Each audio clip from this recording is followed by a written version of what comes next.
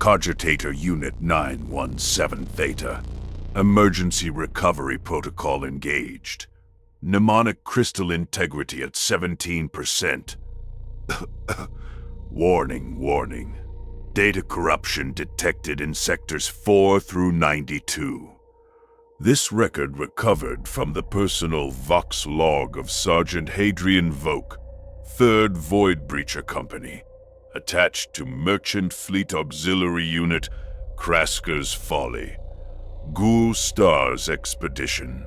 Timestamp M41.760. By order of the Adeptus Mechanicus, this data slate is to be preserved for archival purposes. Authenticity cannot be verified. Multiple timeline inconsistencies detected. The Omnissiah protects the knowledge of the faithful. Playback commencing. My name is Hadrian Voke, Sergeant, 3rd Void Breacher Company. And if you're hearing this, then I'm already dead or worse. Much worse. I need to get this down while my hands still work, while I can still remember which thoughts are mine. The cold helps. The airlock keeps the temperature just above freezing, and the pain keeps me focused, keeps me human. Out there, beyond this door, I can hear them moving. Wet sounds, sliding sounds, like meat being dragged across deck plating. I should start at the beginning, though I'm not certain where that is anymore.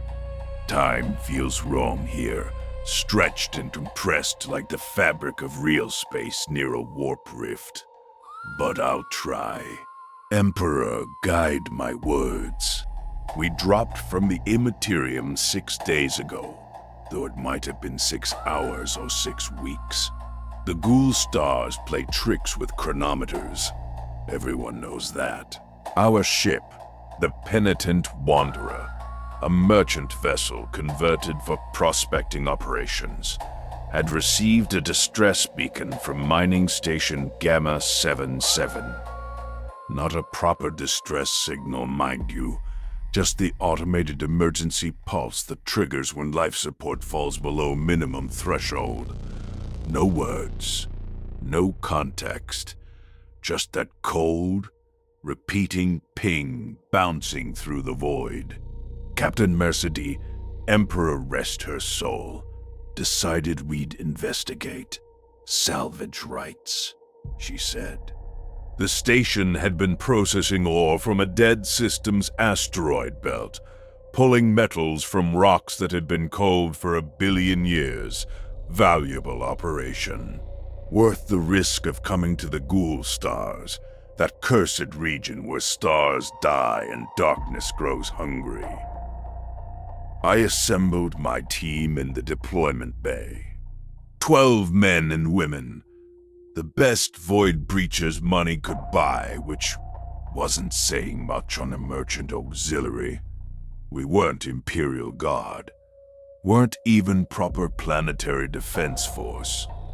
We were contractors, mercenaries with fancy titles and equipment that was only 3 generations obsolete.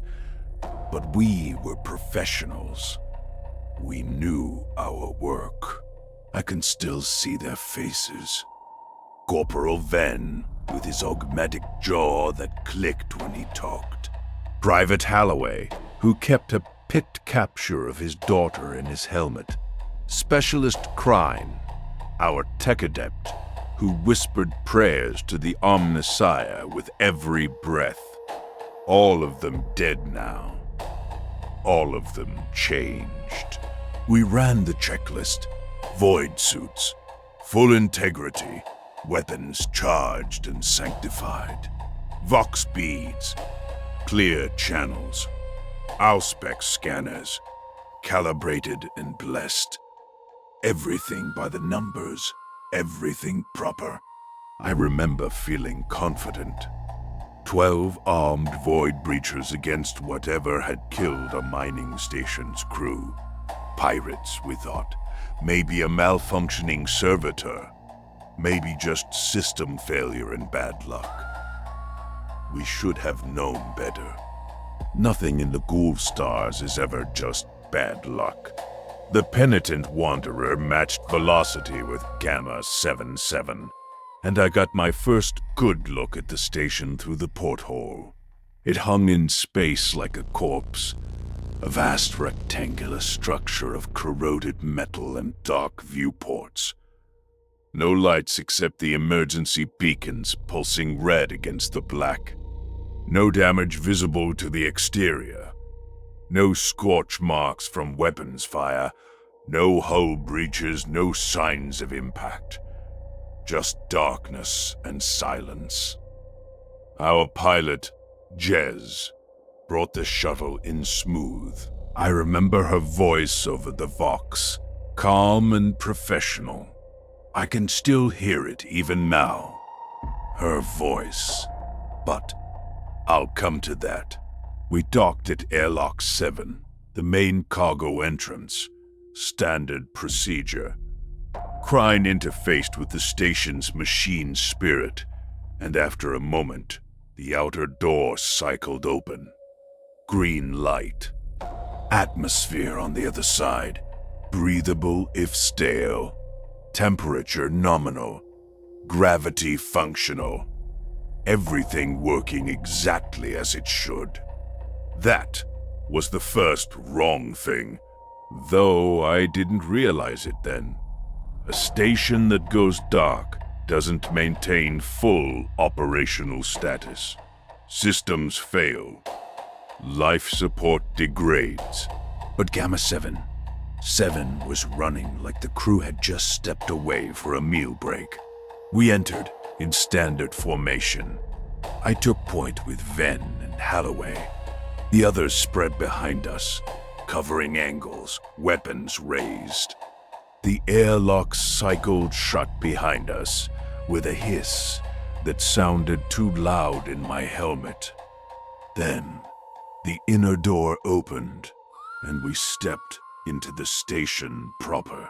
Emperor preserve me. I can still smell it. Even through the void suit's filters, I could smell it. Not decay, not exactly. Something else. Something organic and wrong. Like the inside of a body. Warm and wet. And alive. The corridor stretched before us. Lit by emergency lumens that cast everything in shades of red and shadow. Standard Imperial construction. Bulkheads and deck plating. Pipes and conduits running along the ceiling. Everything neat. Everything in place. No bodies.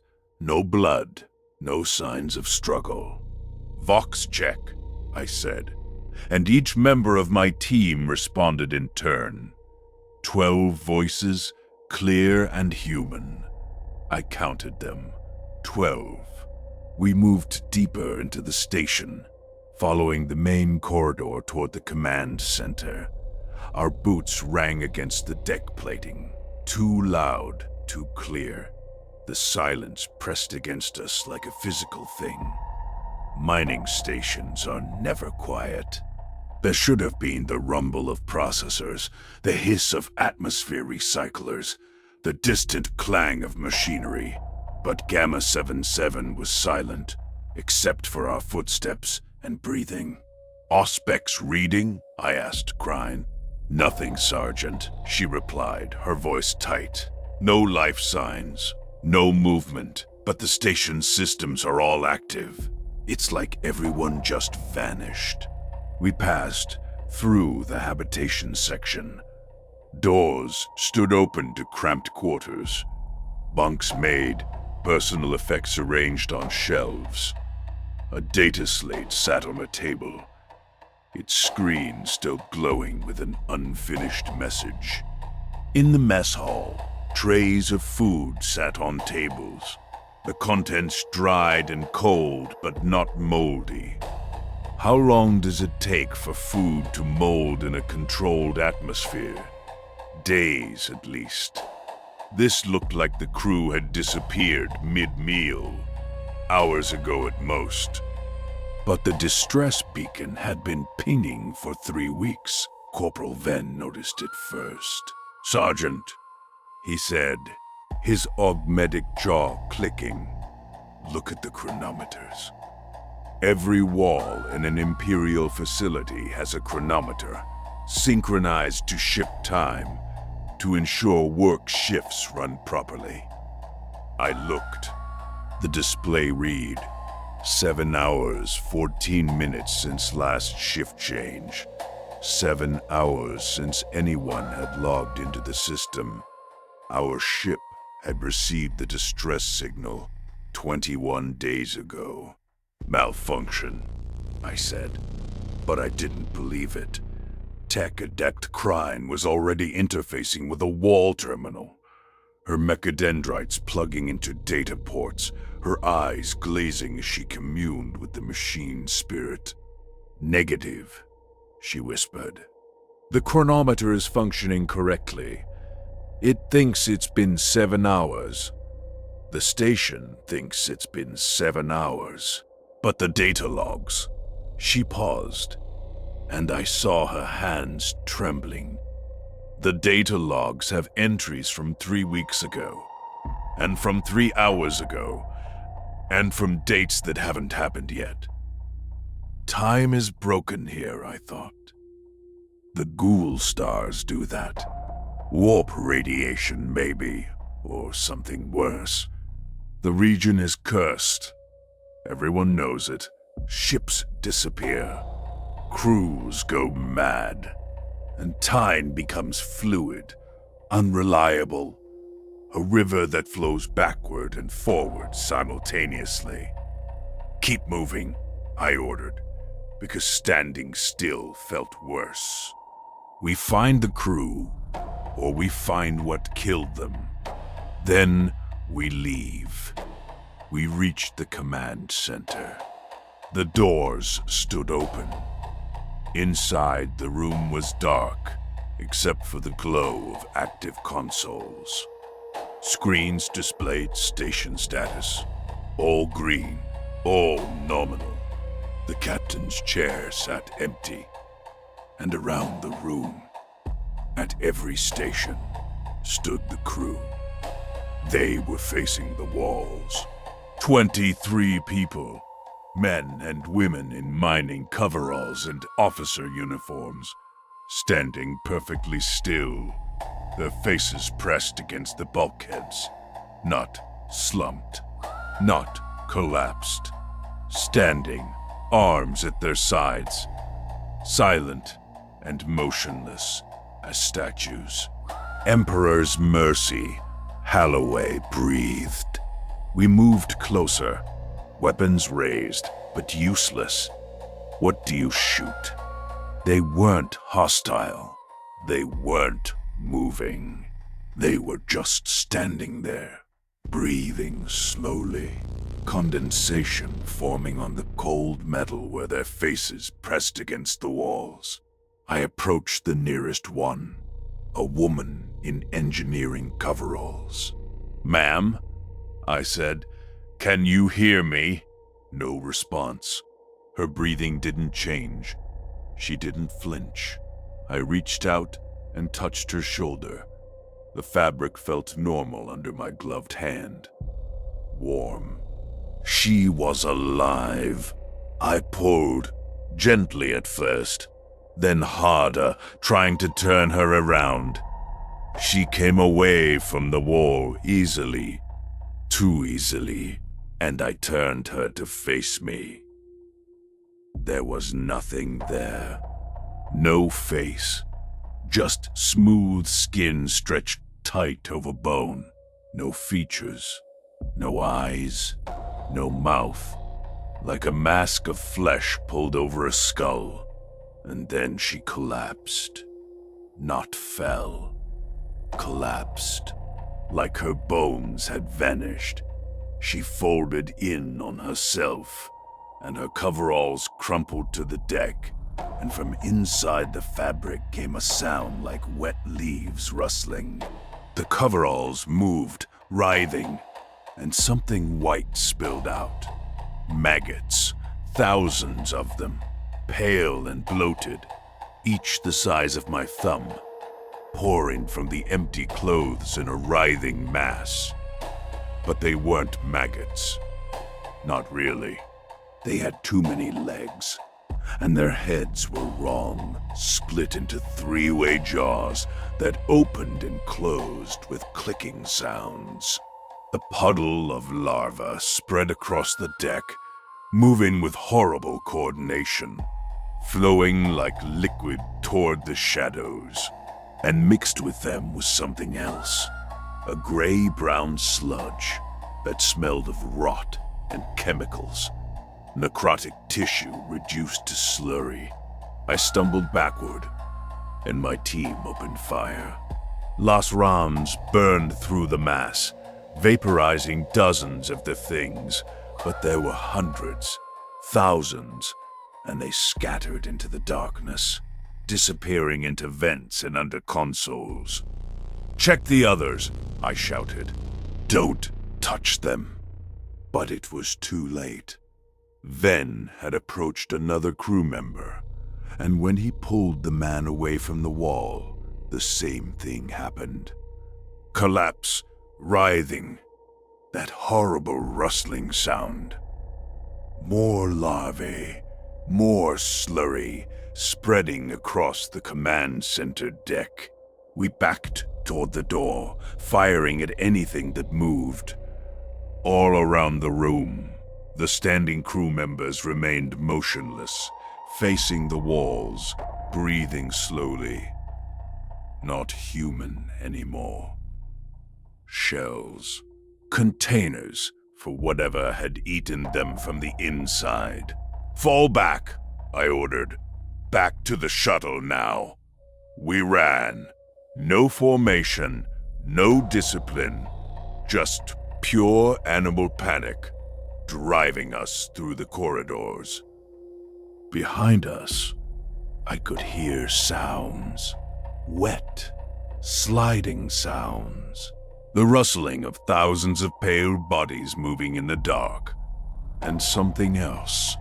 A whisper that might have been wind through vents, or might have been voices, dry and papery, speaking words I couldn't quite hear. I counted heads as we ran. 12. I had 12 people. We'd started with 12. The numbers matched, but I couldn't shake the feeling that something was wrong, that someone was missing, or someone extra was present. We made it back to the habitation section before Specialist crying stopped. "Wait," she said. "Wait, I need to access the data core. I need to know what happened here." "Negative," I said. "We're leaving. The Adeptus Mechanicus requires. I don't care what they require. We're leaving now." But she was already moving, her mechadendrites extending, seeking a data port. The rest of the team formed a perimeter, weapons pointed at every shadow.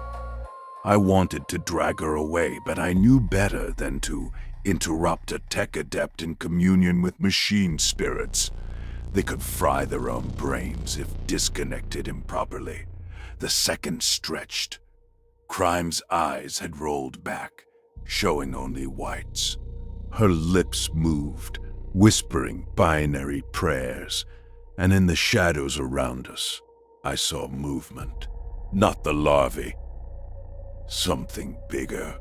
Shapes that might have been human, walking with movements that were too smooth, too fluid, like joints bending in ways joints shouldn't bend. "Crine," I said. "Now." Her eyes snapped open. "It's the pale wasting," she whispered. "The data logs, they mention it. A plague from the outer dark. The sloth. Or something like them. It gets inside you, replaces you piece by piece, until you're just a skin full of worms and hunger. The crew, they were infected 3 weeks ago. They tried to contain it. They failed. How does it spread? Contact. Airborne. Maybe just proximity. The data isn't clear. But Sergeant, her voice dropped. It's already on our ship. The beacon, it wasn't a distress call. It was bait to bring fresh hosts. The fox crackled in my ear. Jez, our pilot, her voice cheerful. Sergeant Voke, I'm reading weapons fire on your end. Everything all right? Negative, I said. We need immediate extraction. Prepare for emergency departure. Copy that. Bay doors are cycling now. Come on home. Something in her voice. Too cheerful. Too calm. Like she was reading from a script.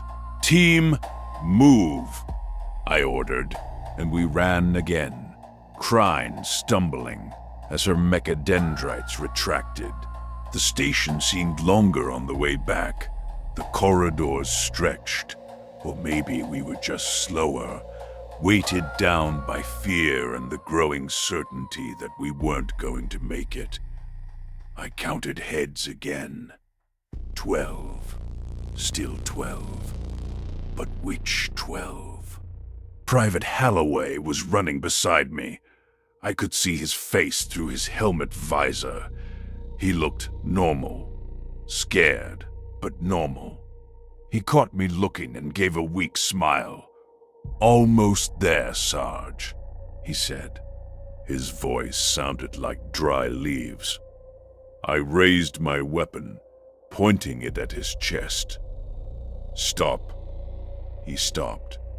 The smile didn't change. "Sarge, what's wrong? What's your daughter's name?" "What?" "You keep her picked capture in your helmet. What's her name?" He blinked. Behind the visor, his eyes were wrong. Too wide. Too dark. "I don't have a daughter, Sarge." I fired. The last round punched through his void suit, and he collapsed, just like the crew members had collapsed, folding in on himself. The suit crumpled, and pale larvae spilled out, thousands of them, writhing across the deck. The team scattered, firing at the mass, and I counted heads again. 12. Still 12. But Halloway was dead, so that meant, "Who are you?" I shouted, pointing my weapon at the nearest team member. It was Ven, his augmetic jaw clicking. "Prove you're real." "Sergeant, it's me. It's Ven. We need to..." "Prove it!" He stared at me, and for a moment I saw fear in his eyes. Real fear. Human fear. "I got this jaw on Crassus 7, he said quickly. "Orc Chopper took the original. You were there, you pulled me out of the rubble. You said I looked better without the lower half of my face. You said it gave me character." I remembered. I lowered the weapon. "Move." We ran, but now everyone was looking at everyone else, seeing monsters in every shadow, questioning every movement. The team was fracturing, paranoia eating us from the inside, just like the worms ate the station crew. The airlock was ahead. I could see the green light above the door beckoning us to safety. We reached it, and I slapped the control panel. The door cycled open, and we stumbled through into the shuttle bay. Empty. The shuttle was gone. "Jez," I said into the Vox. "Where's our ride?" "Right here, Sergeant." Her voice came from behind us. She was standing at the far end of the bay, wearing her flight suit, smiling. I thought you might need help, so I came to meet you. She walked toward us, and her movements were too smooth, too fluid, like she was gliding across the deck instead of walking. Behind her visor, her eyes were black pits. "That's not Jez," Crine whispered. The thing that looked like Jez tilted its head. "I'm hurt, Crine. Of course I'm Jez. Who else would I be?" I raised my weapon, but Ven grabbed my arm. "Wait. Maybe it really is her, maybe." I looked at him. His jaw was clicking, but the sound was wrong. Wet instead of metallic. His eyes were darkening, spreading black like ink in water. I fired. He collapsed. More larvae, more slurry, spreading across the deck. I had 11 people left, or maybe fewer. Maybe much fewer. "Everyone back," I shouted. "Back to the station. We'll find another way out." But the thing that looked like Jez was moving faster now, no longer pretending to be human. Its limbs bending wrong, its jaw unhinging to show rows of teeth that looked like white grubs arranged in a spiral. The rest of the team opened fire, lash rounds burning through the air, and it collapsed mid-stride, spilling its contents across the deck. We ran back into the station, and I sealed the airlock behind us. The manual lock, mechanical and simple, something that couldn't be overridden remotely. It wouldn't hold forever, but it might buy us time. Time for what? I didn't know. We fell back to a maintenance section. A small room full of pipes and valves, one door easy to defend. I counted heads again. 9. I had 9 people. We'd lost 3 in the bay, but I couldn't remember who. Couldn't picture their faces. It was like they'd been erased from my memory the moment they died. Or maybe they'd been dead for longer. Maybe they'd been replaced hours ago, and I was only now noticing. I looked at the faces around me. Crine, her mechadendrites twitching. 3 others whose names I couldn't quite remember. They looked human. They sounded human. But how could I be sure? "We need a plan," one of them said. I think his name was Marcus, or maybe Marcus. He had a scar on his cheek. Or did he? When I looked directly at him, the scar seemed to fade, or move, or multiply. "The plan is survival," I said. "We wait for the penitent wanderer to send another shuttle." "Will they?" Crine asked. "If the infection is already aboard, if Jez was already compromised, then maybe the whole ship is." She didn't finish. She didn't need to. We waited in silence. Minutes or hours. I couldn't tell. The chronometer on my suit said 15 minutes had passed, but it felt like days. The others sat or stood, checking weapons, whispering prayers to the Emperor. I watched them, looking for signs. Looking for the moment when smooth human movement became too smooth, when breathing became too regular, when eyes started to darken. One of them stood up. I don't remember his name. He walked to the door and pressed his face against it, standing perfectly still. "Hey," I said. "Hey, what are you doing?" He didn't respond, just stood there, facing the door, breathing slowly. I shot him. He collapsed. Larvae spilled out. 8. I had 8 people. Or 7. The numbers kept shifting in my head, like trying to count raindrops. "Sergeant," Crine said, "I think I'm infected." I looked at her. She was staring at her hands, watching her fingers twitch. "I can feel them inside me," she whispered. "Moving, eating, replacing. I don't know how long I have before I'm not me anymore." "We're all infected," I said, and the truth of it settled over us like a shroud. We breathed the air. We touched the surfaces. The moment we boarded this station, we were dead.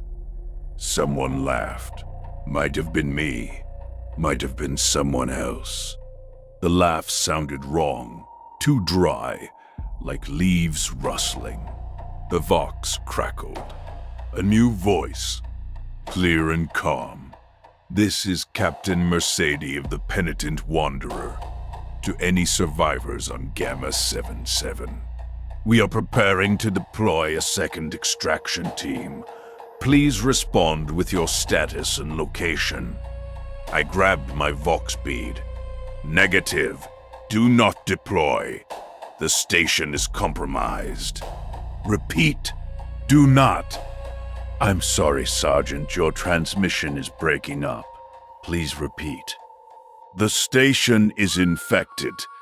The pale wasting do not send anyone else." "Understood, Sergeant. Second team is en route. ETA 10 minutes. Hold your position." The Vox went dead. I stared at it, and I knew with absolute certainty that there would be no extraction. That the Penitent Wanderer was already full of things wearing human faces. That the infection had spread faster than we could have imagined. We were alone. Abandoned.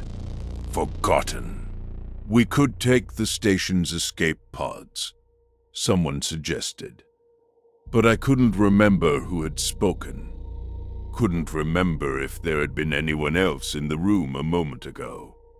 I looked around. 5 people. I had 5 people. When had the others left? Had they left, or had they collapsed while I wasn't looking, reduced to writhing masses that slithered away into the vents? I couldn't trust my own perceptions. Couldn't trust my memories. The infection was in my head now, eating my thoughts, replacing them with approximations that were almost right, but fundamentally wrong. Crine was still there, I think.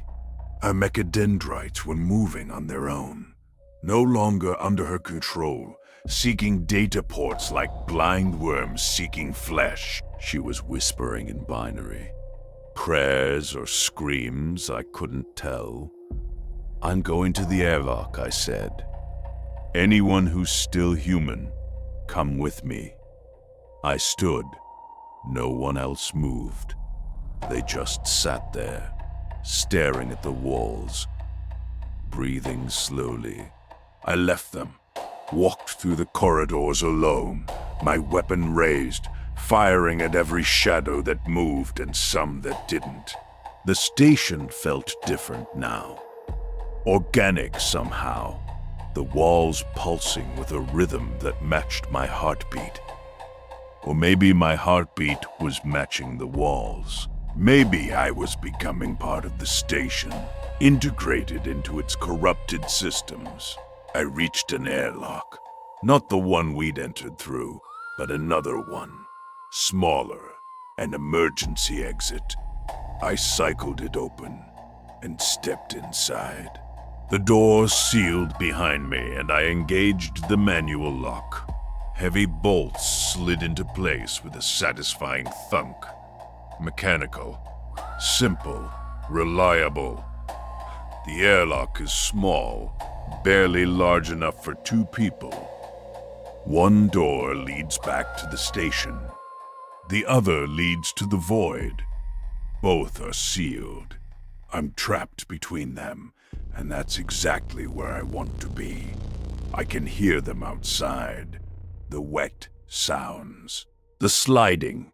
They're trying to get in, but the manual lock holds. For now, I've checked myself, looked at every inch of my skin through the tears in my void suit. No sign of infection yet, but I know it's there, inside me, waiting. It's patient, this thing. It can afford to wait. The chronometer on my suit says I've been in here for 3 hours. Or 3 minutes. Or 3 days. I can't tell anymore. Time is broken, and so am I. I tried to vox the penitent wanderer again, but all I get is static and voices that might be human, or might be something else, speaking words I almost understand. They're calling for me. They want me to open the door. They promise extraction, safety, hot food, and warm bunks. They sound so convincing, so human, but I know better. I know because when I close my eyes, I can feel them. All of them. The entire station, the ship, maybe every vessel in the Ghoul Stars. All connected, all part of the same vast organism. All thinking the same hungry thoughts. I could open the outer door, blow the airlock, let the void take me. But I'm afraid that even the cold and the vacuum wouldn't stop it. That I'd drift forever in the dark, my body full of pale worms that learn to survive without air, without warmth, spreading to whatever salvage crew eventually finds my corpse. So I wait. I record this log. I speak into the Vox, hoping someone real will hear it. Someone who can warn the Imperium, who can quarantine the Ghoul Stars before the infection spreads beyond containment. But I don't think anyone's listening.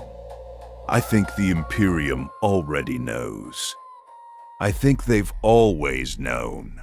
The Ghoul Stars have been death for 10,000 years, and they'll be death for 10,000 more, and no warning will stop the desperate and the greedy from coming here, from waking the things that sleep in the dark between dying stars. The sounds outside are getting louder, more insistent. They're using tools now, I think, cutting through the door. It won't be long. I'm looking at my hands as I speak. They're trembling, but that's normal. Fear does that.